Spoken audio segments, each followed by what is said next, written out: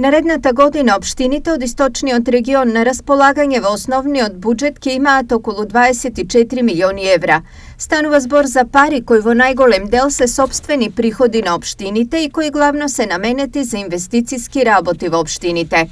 И годинава со најмногу пари ќе располагаат Штип и Кочани по 4,6 односно 4,3 милиони евра, на што истите и ќе ги трошат. Тенденцијата на нас како локална самоуправа ќе биде во 2022 година да излеземе надвор од оваа планирана рамка за прв пат во историјата на општина Штип, затоа што планираме да реализираме низа на капитални инвестиции за кои што ќе ни е неопходно финансирање во приходната страна. Би ги издвоил поголемите капитални инвестиции, започнување на обиколница, втора фаза реализација на обиколницата од населба Пребег до Новосело кај Бања Кежовица, линија 2 која што практично ќе минува таму.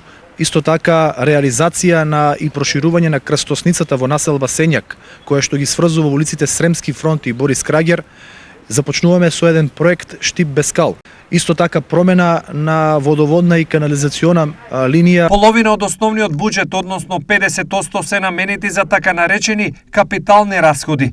Приоритетни ќе ни бидат асфалтирањето на улици и изработка на проектна документација. Истакна Љупчо Папазов, градоначалник на општина Кочани.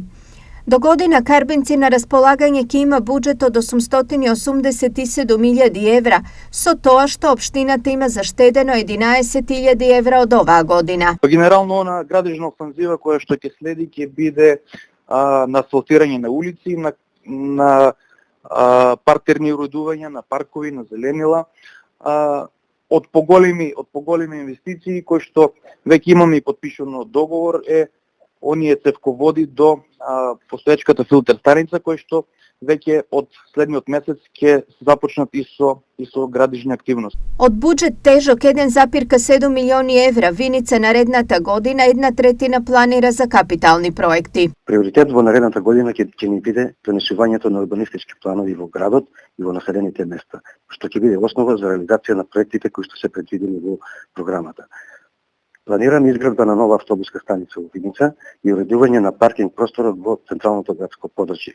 Исто така планираме да инвестираме во изградба на локални патишта Платев Детлово и Трсино Голак.